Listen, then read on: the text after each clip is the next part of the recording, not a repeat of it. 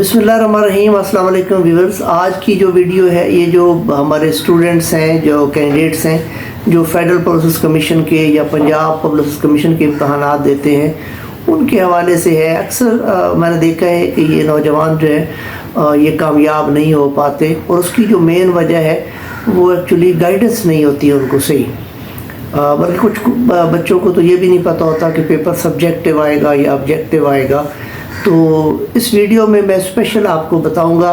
और आजकल एसएसटी की जो सीट्स आई हुई हैं कैंट एंड गैरिसन में 17 स्केल की, तो उसके टेस्ट के बारे में मैं थोड़ा सा बताना चाहता हूं। तो कोशिश करें वीडियो मेरी अगर पूरी देखेंगे तो इंशाल्लाह आपको फ़ायदा होगा।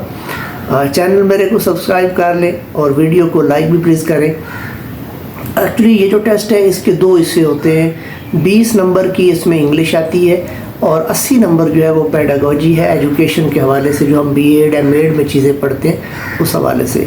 क्योंकि ये टॉपिक थोड़ा लंबा है, ज़्यादा चीज़ें हैं इसमें, तो इसको दो हिस्सों में डिवाइड कर लेते हैं। मैं इंशाल्लाह आज जो है आपको इंग्लिश वाले पोर्शन के बारे में थोड़ा सा गाइड करता हूँ और इसकी जो दूसरी वीडियो आएगी उसमें फिर आपको मैं एजुकेशन के हवाले से, एजुकेशन का मटेरियल थोड़ा ज़्यादा है तो उस पर मैं कोशिश करूँगा कि 2-3 वीडियोस बना दूं ताकि वो जो टॉपिक्स हैं वो भी थोड़े से कवर हो जाए।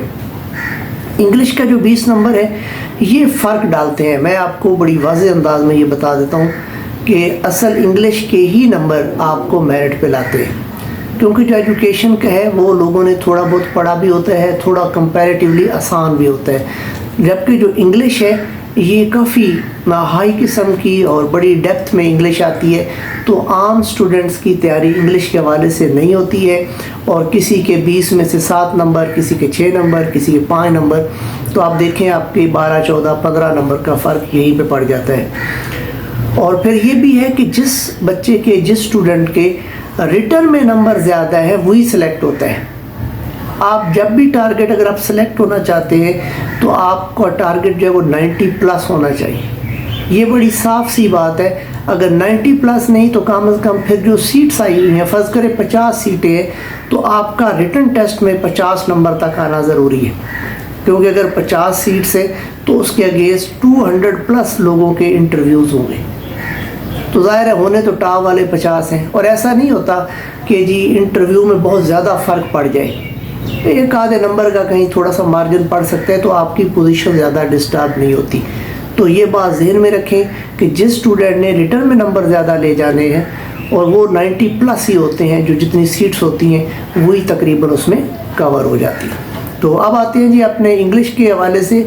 4 टॉपिक्स हैं मेन जो इसके 20 नंबर के लिए, 5-5 नंबर के तकरीबन 4 एक हिस्सों में ये डिवाइड कर देते हैं जो इंग्लिश का पेपर है।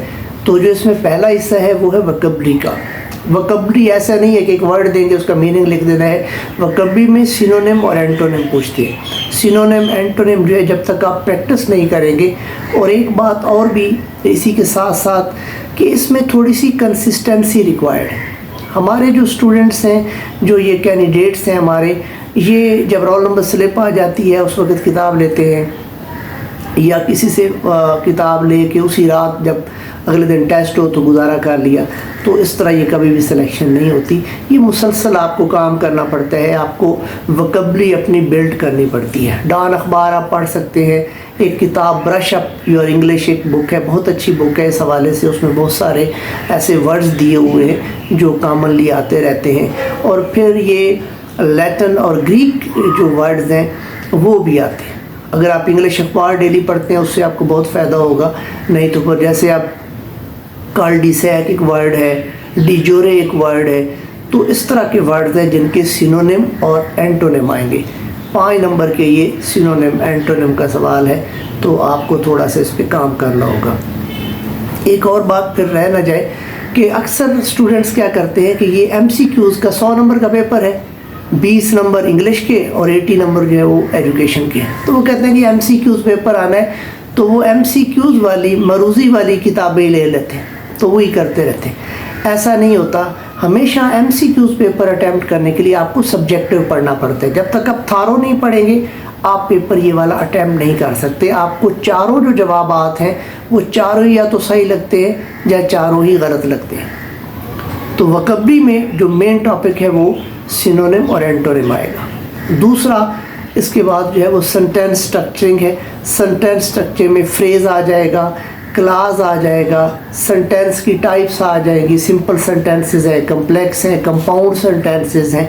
तो उस हवाले से आपको प्रैक्टिस की ज़रूरत है। ज़ाहिर है आप जब तक आपको फ्रेज और क्लास का फ़र्क नहीं पता होगा तो आप ये चीज़ें डिफ्रेंशिएट नहीं कर सकते हैं। फिर एक सवाल जो है वो कंप्रीहेंशन का आता है, और कंप्रीहेंशन ऐसा नहीं है कि जी पैराग्राफ दिया हुआ उसमें सवालों के जवाब चुन के लिख रहे, नहीं, वो 2 या 1 या 2 लाइनें देंगे और उसी की बेस पे सिचुएशनल क्वेश्चंस करते हैं। तो वो सिचुएशनल क्वेश्चन है वो चारों ही उसके ठीक लग रहे होते हैं या वेरी क्लोज होते हैं उसके, तो उसमें थोड़ा सा हमें काम करने की ज़रूरत है कि जी सिनोनिम आएंगे, वोकैबुलरी आएगी, और फिर एक ग्रामर का पोर्शन आएगा। ग्रामर अक्सर जब बच्चों से हम बात करते हैं तो वो ये कहते हैं कि हाँ ये तो मुझे पार्ट्स ऑफ स्पीच तो सारे आते हैं, वर्ब है, नाउन है। वो ऐसा नहीं है, वो यूजेज उसका पूछते हैं। जैसे आप नाउन की बात ले लें तो नाउन में वो प्रॉपर या कॉमन नाउन नहीं आएगा, एब्स्ट्रैक्ट नाउन का पूछेंगे, कलेक्टिव नाउन का पूछेंगे। इसी तरह आर्टिकल की अगर बात होगी तो यूज़ ऑफ आर्टिकल आएगा, या आर्टिकल की फिर टाइप्स आ जाएंगी, डेफिनेट आर्टिकल या इनडेफिनेट आर्टिकल। वर्ब की जब बात आएगी तो regular verb, irregular verb, transitive, intransitive, उसका यूज़ बताएंगे कि जी वैसे कोई डेफिनेशन उसकी नहीं लिखनी है। इसी तरह इजेक्टिव क्लास, इजेक्टिव फ्रेज का आएगा, पार्टिसिपल के बारे में आएगा, जेरेंड के बारे में आएगा, डैंगलिंग पार्टिसिपल के बारे में आएगा।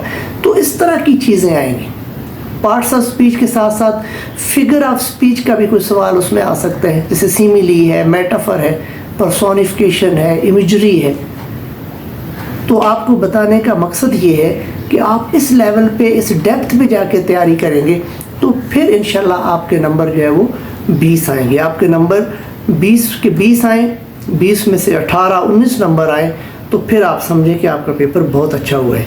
और ये यकीनी बात है कि जो इंग्लिश के नंबर है वो फ़र्क डालते हैं। इंग्लिश के नंबर आप ज़्यादा ले जाएं तो आपका पेपर बहुत अच्छा हो जाएगा। बाकी आप मेरी वीडियोस देखते रहें, इंशाल्लाह मैं कोशिश करूँगा सीक्वेंस में वीडियोस जो है वो डालता रहूँ तो आपको फ़ायदा होगा। चैनल मेरे को सब्सक्राइब कर लें, वीडियो को लाइक करें, और अगर आप कोई बात पूछना चाहे तो आप कमेंट्स में पूछ भी सकते हैं, इंशाल्लाह मैं उसका जवाब भी दूँगा। Thank you.